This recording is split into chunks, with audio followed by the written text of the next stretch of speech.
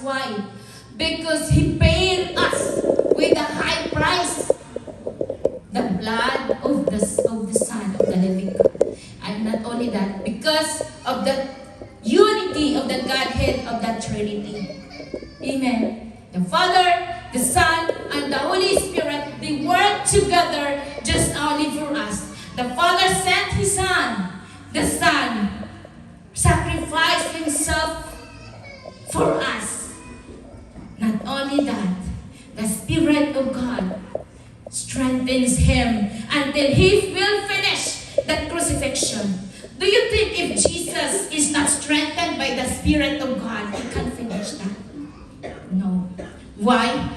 Because it is written there, when He gave up the Spirit, He said, it is finished.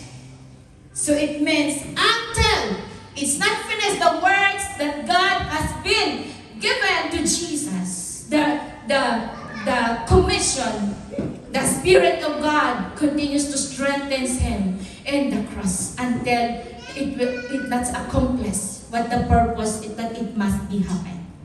Amen. Do you understand that? Do you know that? Because maybe sometimes we think just only maybe pinago sa cross. But we don't know that the Godhead of Trinity are working together for that. Just to gain us, to redeem us, and to go back, to return back to all of us what must be for us. That because in our low state, without the shedding of the blood, there's no redemption, there's no victory, there's no miracles, there's no signs and wonders, there's nothing will happen. But because of the shedding of the blood of Jesus, the full works of the Godhead of the Trinity, everything is done on the cross. Amen. And it says there, we are imprinted in the hearts of God. That's why if you think maybe in your trials or pain, you said, maybe I'm alone. My brothers and sisters, they don't care me. What is our brothers and sisters, pastors and leaders? What are they? That the God that who is in you. You have a great healer. You are a great provider inside of you. Sabi dito, for His mercy and loving kindness endure forever. The Psalms 136 is about the thanksgiving to God because they remembered what God has been done to them on the past. Even if they are in Egypt, even if they are in the midst of their sins, God did for them. And they remember that they put this a song of praise. Ginawa po ba natin yan? Kumakanta po tayo, Lord, nung ako ay nadapa sa daanan, salamat Lord, ako ay iyong tinulungan. Naalala ko, I remember before, long time ago, in our place, when I'm passing by on the forest, Lord, I'm always singing, Our Father, who art in heaven, until I reach out in our home. Until I come back to our house, because I'm so afraid on that time. Because maybe there are snakes and scorpions in the side, or maybe there are some bad people around us. Because our place is, when I was born, it's a forest place. And both sides are a thick forest. And you have to pass by through in that very forest area, and you will walk alone. But on the time, I'm only remembered, I'm always singing, Our Father, who art in heaven. Kaya po talaga marinig niyo po malakas ang boses ko. Because before pa, nagre-recite na po ako na kumakanta o nagtutula sa daanan habang makarating ako sa aming bahay. It's 30 minutes. I'm always saying, Our Father, who art in heaven. Because even though I don't understand that what I am singing, what I am praising, what I am declaring, God is in with me. God is in the midst of me because I'm afraid of the snakes because there are lots of big snakes around in the forest. Maybe there's yung bitin na naghihila sa'yo, no? You don't know, so these people, there's bad people around. Maybe they are hiding and they will catch you. But only I remember and give thanks to God until now. God is so good. God is so great. His love endures forever. He sees me. He sees you when in our low state of life. In the past of us. Amen. To God be the glory. Palakpakan natin ang Lord. Amen. Hallelujah. Sabi nga dito, nawala ko yung signal. And sabi dito, when God remember us in our low state of life, what God is always saying to us, come, my child. Especially if you are a child of God already, and sometimes you back off, or sometimes there's some things that happen to you. And what God has said always, He calls us to return to Him. Amen. The next slide po, Kuya. And renew our commitment to Him. He always said to us, come and return to me. And it says here in Lamentations 3:22-23, that the steadfast of the Lord never ceases, and it's new every morning. If you are a believer in Christ already, you know that. And if you fall away a bit in the presence of God, always remember, God is always saying that His steadfast love never ceases. Because every day it's new, He poured out to us. And sabi niya, because of my faithfulness, kadakilaan ko ay sagana. My grace is sufficient for you. And He said that's why He always saying, come to me.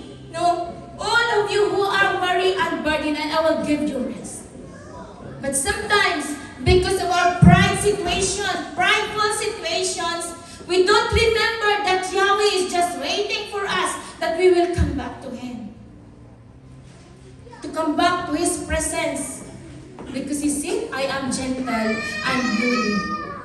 And He says in the book of Acts 3:19 that if you repent, because every time we don't trust God, every time that we fall away, every time that we have anger in our hearts, every time that we neglect what God has been letting us to do, it means disobedience.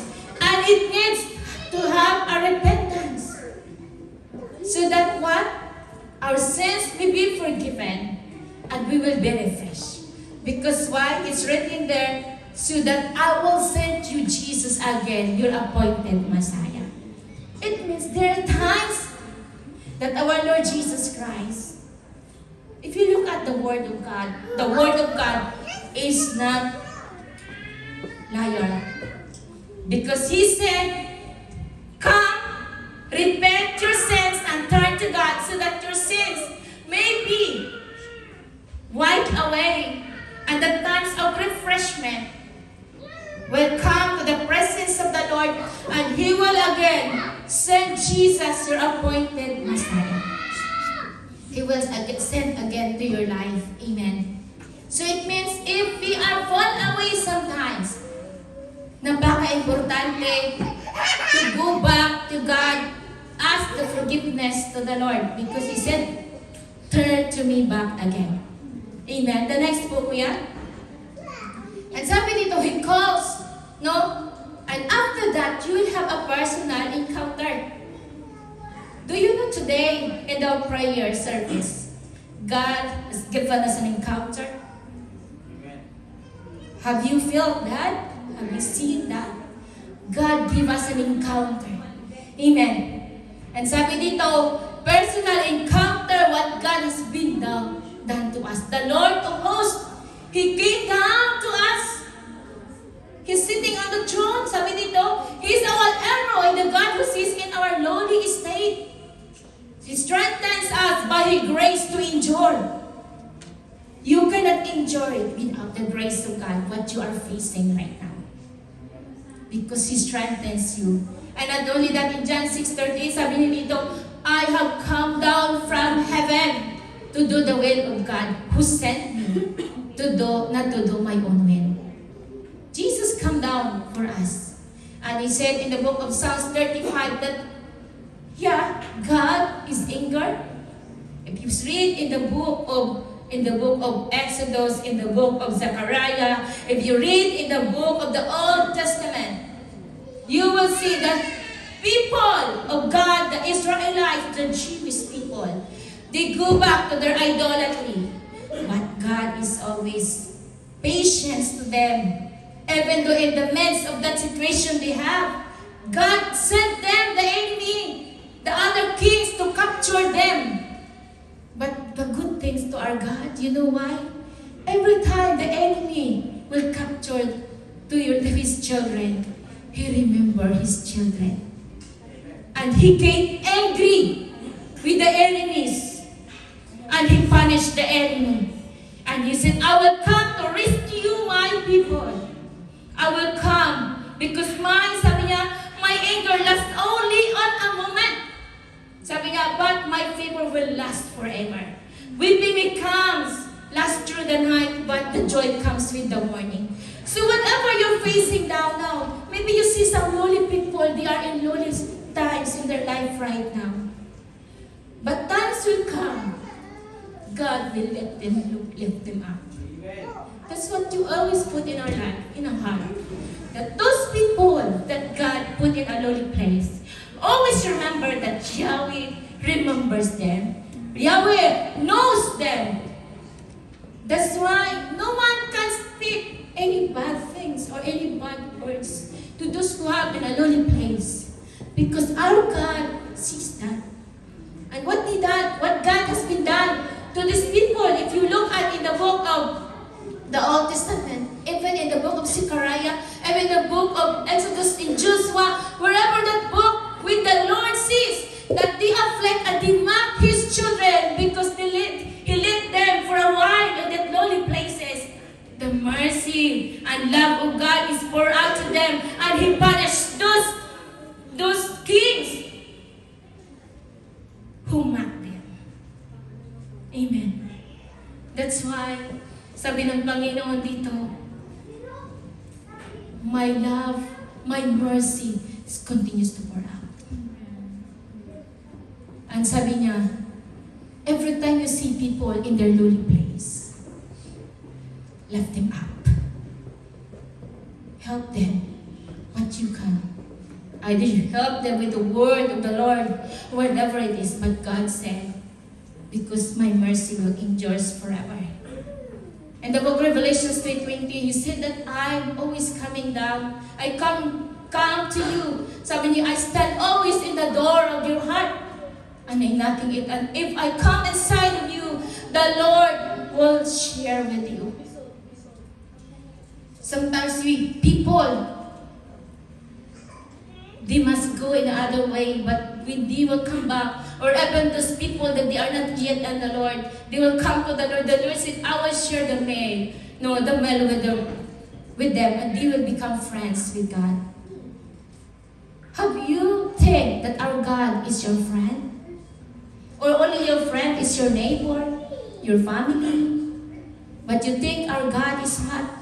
Our God is our friend. Sabi ni Jesus in the book of John 15, sabi niya, I have no longer called you a slave, but I called you a friend.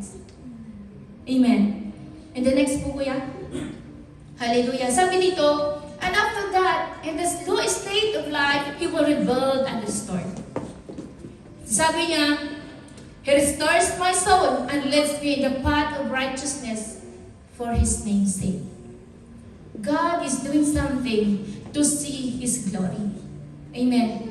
And sabi dito, in the Isaiah 61:7, that it says, instead of your shame, there shall be a double portion. Sometimes those shameful things that's happened in our past, or even now, God remembers. And He said, whatever those things that is so shameful in your life, but He said, a double portion will be rewarded to you. There's no more shame. And there's dishonor, this rejoice. And hindi lang sinabi ng Panginoon, therefore in their life, they shall possess a double portion and they shall have everlasting joy. Nakakaramdam mo ba tayong everlasting joy sa presence ng Panginoon? Amen. Amen. Walang hanggang kasayahan. You may pass by on on that lowly state of your life, but there is still joy in the presence of the Lord. Kaya nga sabi ka, there is joy in the house of the Lord. The next po, it says here, and the next po kuya, that Yahweh always remember us. Remember that Yahweh, He said, I am who I am in your life, and I will be whatever I want you to be in my life. And I will do whatever I will do in your life. That's what God said. That's why if you reach your hands up also, if you praise the Lord, both hands. I saw it one illustrations. It says that because it's like why? It's like you are demonstrating Yahweh. And even the palm of our right hand, Jesus is here. It's written here. That's why He said, I hold you. That God said, I hold you with my righteous right hand. God is not lying. Because He said the devil is the only liar. Because when He's holding us in His righteous right hand, it means Jesus is the one who's holding to us. Amen. Palakpakan po natin si Lord. Amen. But even if you are in the Lord, always remember, like in the book of Job, Satan is always there, surrounded with his demons and evils. And sabi, devil, the Satan continue to accuse you in the court of heaven, but rebuked by the Lord. Do you know that? Or maybe it's new teaching for you that Satan is coming, going back and forth here on earth, no? And it's illustration, the book of Job. And not only that, he accused the children of God. He's saying, these children of yours, he lied today. She lied today. She go there somewhere. And she do things against you. They will accuse. He will accuse you. Sabi nga niya, but God said, rebuke him. Because we have Jesus, the high priest, na sabi nga dito, the mediator of the new covenant. No? That when Jesus was crucified on the cross, the great redemption has given to us, and the blood of Jesus is poured out to us. That's why Jesus always said, repent from your sins, so that it will be wiped away. Because why? How Jesus can defend you in the court of heaven if it's still there's sin inside of you, inside of us, that sin it break him, it break the way of his mediating to our life. Because why? The sin that is in us, the lack of trust to God, the anger, the unforgiveness, whatever is filthiness, it's black. What God has been, what He's going to do in the court of heaven. Because the accuser is day and night to accuse us. That's why in the book of Matthew it's written there. What is written there? Be sure that if you have anger with your brothers and sisters of those people, He said, be sure that you will go first to your adversary. Otherwise, he will go to the court first and you will be defeated. That's why very important, my brethren in Christ. If you have something in your hearts, repent immediately. Why? Because the devil, the accuser, without your knowing, day and night facing in the courts of heaven to accuse that these children of yours, their spirit of unforgiveness, their spirit of envy, their spirit of sins that inside of her, that until now she doesn't remove it. It blocks the mediating of our great high priest in the court of heaven.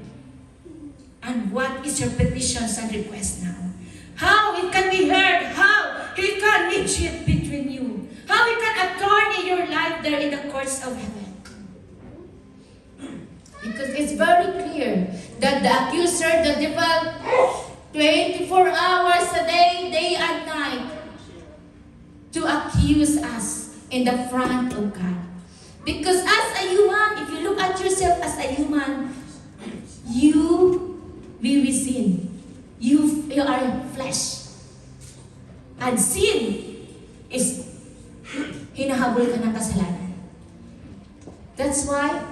forgiveness, repentance. It says there, that's why the Lord said, come back to me, my child. In the book of Revelation 12:10, it says here that the power, salvation, the kingdom of God, the authority of His Christ have come. And it's written here, for the accuser of our brothers and sisters has been thrown down. He's always there. That is come. That is in the book of Revelations. Has been thrown down here on earth. And because He accuses us day and night in the courts of heaven. Do you think He doesn't accuse us there? He accuses. But that's why Jesus said always, repent. Repent. Forgive. Let it go. Di ba may kanta na let it go? Sa cruisin lang po ba yun? Para din po sa ating yung kanta yung let it go na yun. Let it go, whatever it is. Ano man ang pinagdaanan mo na it blocks your way to serve fully to the Lord. Let it go. Amen. Palakpakan po natin si Lord. To God be the glory. Kung ano man ang masagaman sa paglilingkod mo sa Panginoon, let it go. Kung yan ang nasabi mo, na sometimes it will help you. But you will choose between you and the Lord. Whom you will serve? Your flesh or Jesus? Whom you will serve? Yourself or your Creator?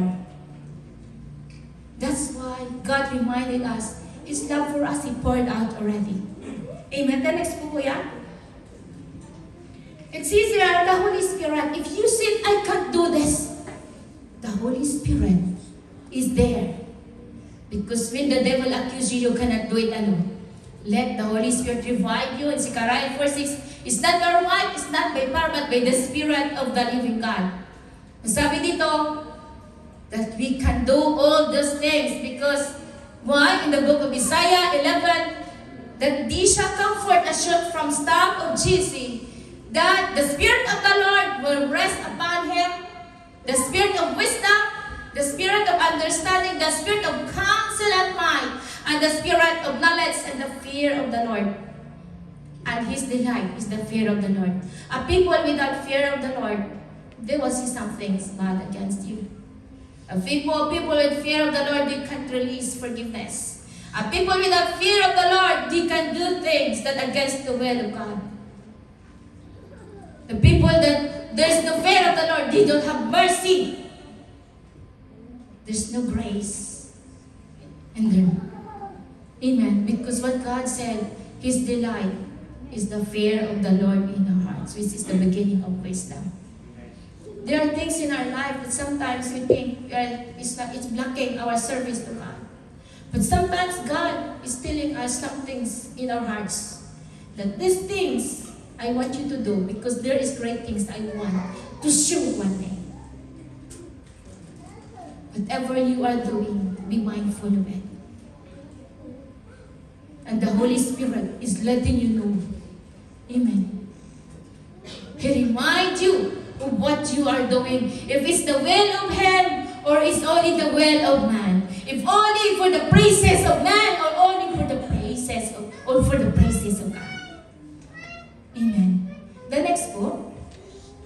It says here, when the enemy continues to accuse you, the Lord of hosts will have a determination to defend you and His host angels. Sabi nga, you will not see them no more. If you are willing. If you are willing to let go this song, na let me go. But if you are still, you said, let me go, but you are holding, let me go, but you are still holding back. How you can let go? You cannot because you're still holding. You cannot let go because you are still, when God said, come here, your hands is also holding what the devil has been given to you. That's why, when Jesus is determined to defend you, you must have a surrender. Let go. If Receive, let go. Let go. Ang ginilet go mo pala, napakaliit na bagay lang ang nahawakan mo samantalang binibigay sa iyo ng Lord. Napakalaking bagay. Amen. Hallelujah. There's something beyond the things that we are doing. Sometimes we look at it small. But it is small things. But God is telling us that it's big things in His eyes. Amen. Sabi nga ang paa, napakababa ng paa. Pero kapag sumakit ang kuko mo, yung ingrown mo sumakit, buong katawan mo masakit din, di ba? Aabutin lahat yan. Amen. Kaya sabi dito sa Psalms 35:5, let them be like a chaff before the wind, and the angel of the Lord driving them on away. And let them weave through dark and slippery places with the angel of the Lord pursuing and afflicting them. That's why, if God will defend you, and God is very determined to let you go with that what situation you have right now, with what things you are holding back right now, let go fully. Because why? There's great things has been promised for you. May nakita ko illustration, isang bata, no? Binibigyan siya yung kanyang maliit na teddy bear. Ayaw niyang i-let go. Mayroon pa lang, binibigay sa kanya, pinapatapon na sa kanya, ayaw niya.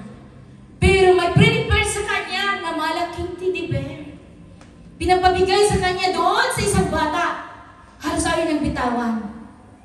Pero hindi mo na pinapakita itong malaking teddy bear na ibibigay sa kanya. Replacement for that things sa kanyang maliit na laruan. It is something with us. Sometimes God will not show us the big things that He prepared for us. Bakit? Because God wanted us that even though we don't see, because by faith, we live by faith, not by sight.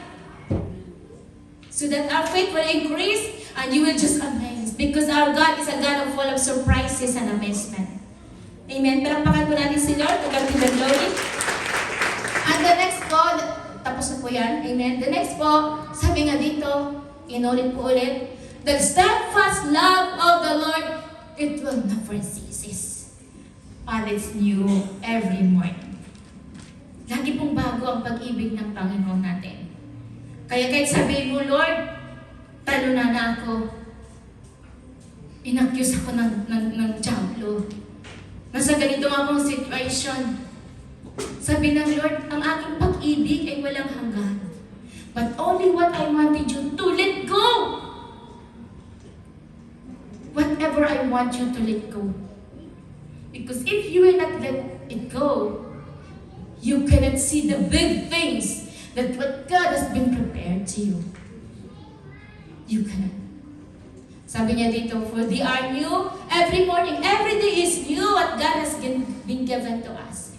Because sabi niya, the God, sabi nga sa book of Hebrews, the God who promised to us, His name is faithful. Kaya mga Israelites, si David, he always praising God. He make a song to the Lord, even though in the time of his unfaithfulness, no, God is faithful and His mercy endures forever. He rescued him always in the midst of his lonely state of his life. So naalala po ba natin kung saan ang mababang sitwasyon ng buhay natin? Baka ang iniisip lang po natin is wala tayong pera kasi mababa yung sitwasyon ng buhay natin. Sometimes we think about that, but some people, they are fighting for their lives. Some people, they are there in the midst of wars or wherever they are. Amen. The next book. It says here in the book of Psalms 105:3. Sabi dito, I remember, no, sabi niyo, His commandments, no, forever.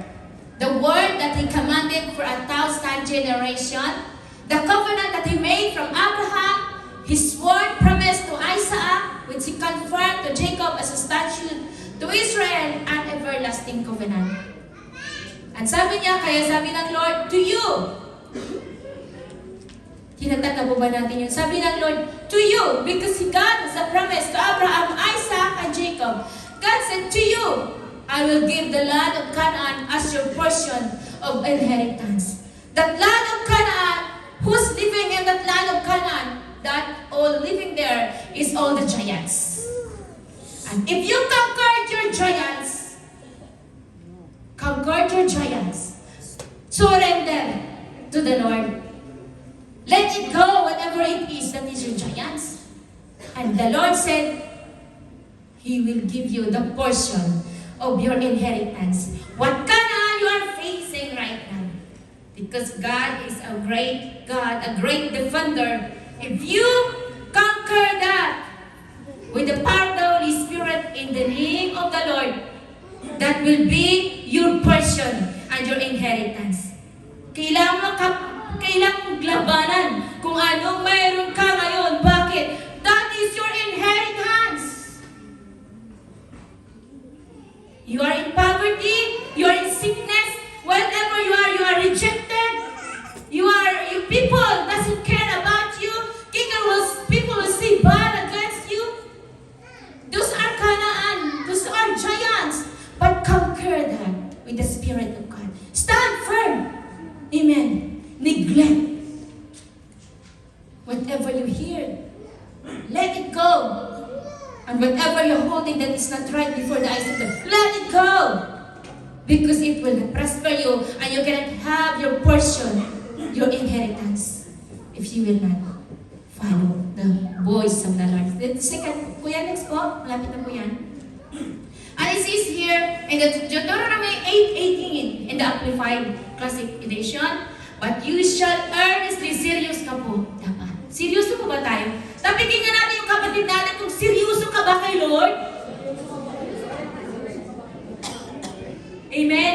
Sabi niya, but you shall earnestly remember the Lord your God. Be serious to remember always the voice of the Lord. Bakit? For it is He who gives you power to get wealth. If you don't have strength, without the living help of the Holy Spirit, what you have right now is nothing. You will not have that right now. That's why if God said, give for me what is the due for me, you must do that. Because He said, I am the one who has abilities to give you power to get wealth, that you may establish, that He may establish His covenant, which He swore to your fathers, and it is this day, as hanggang ngayon. Sabi niya, kaya He remembers, this is now. This is now. It's all for us. Amen. And if you forget the Lord your God and walk after other gods and serve them and worship them, sabi ng Lord, I testify against you this day that you will surely perish. So if you will not listen to the Lord, sabi niya, I will testify. If God will testify and you don't do, you obey. If you, God, will testify that you obey, what will happen? You'll be blessed. But if God will testify that you don't do what He said, you will perish. Dahil walang po yun. Like the nations which the Lord makes to perish before you, so shall perish, because you would not obey the voice of the Lord your God. Kasi bakit? Remember, sabi nga sa ating scripture, our God is a merciful and earnestly remember us in our lowly estate. So kung sa mataas ng iyong kalagayan, ikaw na ngayon maayos, anong gagawin mo? In times of your affliction, someone come to you and comfort you and share you the Lord. What you gonna do? And if you now you are so poor and you will become high and God will lift up you and give you favor, what you will do? You need to go back to God because said, I am the God who gives you power to gain wealth. And do not forget me. The Lord said. Amen. The next book. Amen. Sabi dito sa Deuteronomy 7:9-10, patapos na po yan. Kaya know therefore that the Lord your God is God, the faithful God who keeps covenant and steadfast love with those who love Him and keep His commandments to 1,000 generation. Kasama po ba tayo sa 1,000 generation? Amen. Yes. Until not obey the voice of God, too much mercy and love ang binigay niya, tapos you will not obey, sabi niya, you let Him to hate you. Kaya sabi niya, by destroying them. Hindi man tayo pinapatay ng Lord, but sometimes affliction is coming or you don't know what's happening. Because why? Because God, our God, He given us already what we gonna do. And He says here that He will not be slapped with one who hates Him and He will be Him to face. Patapos na po yan. Just give me a bit. Sabi po dito, and then next po kuya. Hallelujah. Kaya sabi dito sa Psalms 136, 23 to 24. Sabi po dito sa ating scriptures, to Him who earnestly remember us in our low estate, because He imprinted us on His heart. Nakasulat ka po. Naka-stamp ka sa puso ng Diyos. Seryoso po ang Panginoon nung tinawag ka at sumagot ka sa Lord. Nung naglilingkod ka ngayon, seryoso ang Lord sa iyo. Kaya ang gusto ng Lord, God wanted you to be serious also. Amen. And sabi dito, for His mercy and loving kindness endures forever. Walang hanggan ang kanyang awa, ang kanyang pag-ibig, ang kanyang kabutihan. Patuloy po yan, kaya hindi mo masisisi ang Panginoon. Bakit, Lord? Bakit ganito ako, Lord? Bakit ganyan? You cannot remind that to God. Because why? God is loving, but God only has a rules and regulation that we have to obey. And sabi dito, because in the book of, in the 24th, and rescued us from our enemies is already written. Tapos na.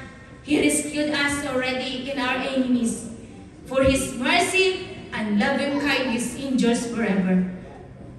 Laging nakabalot po ang awa at ang kanyang pag-ibig, ang kanyang kabutihan, magpawalang hanggan. So we cannot reason out that why God is happening this to me. Because all these things, God is already written. And God is already saying that ang pag-ibig ko ay walang hanggan sa iyo. Every day it's new. But the thing is, what I said to you, did you listen and obey it? That's what God is asking to us. The next book, kuya.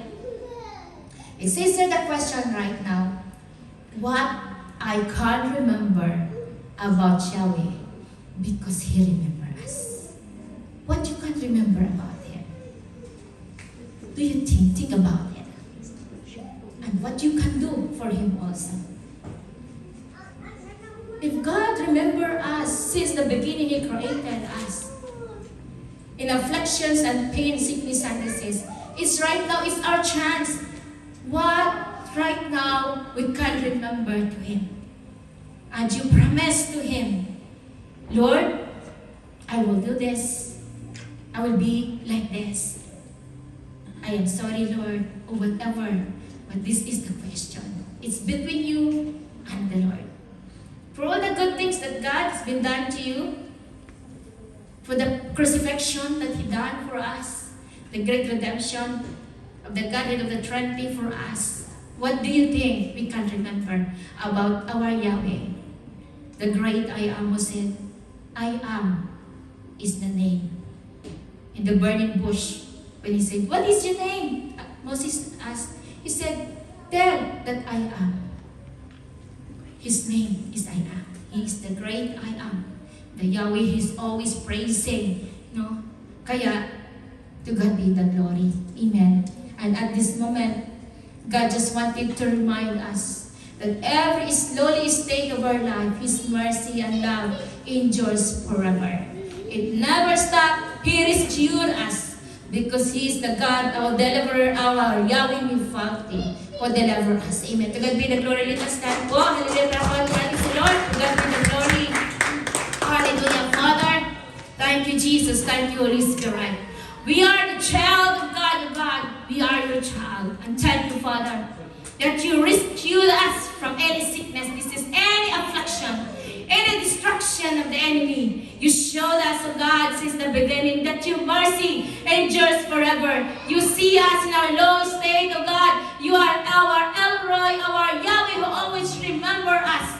And thank you, Jesus, for reminding us once again. Your mercy and loving kindness endures forever. Not only that, O God, thank you. You said, O Lord God, ever in the old times, you split the sea, O God, so that we can pass by and go through it, O God. And thank you, Jesus, you split, O God, that the burden cold, Panginoon of heaven, that we can come straight boldly in this presence of the Lord.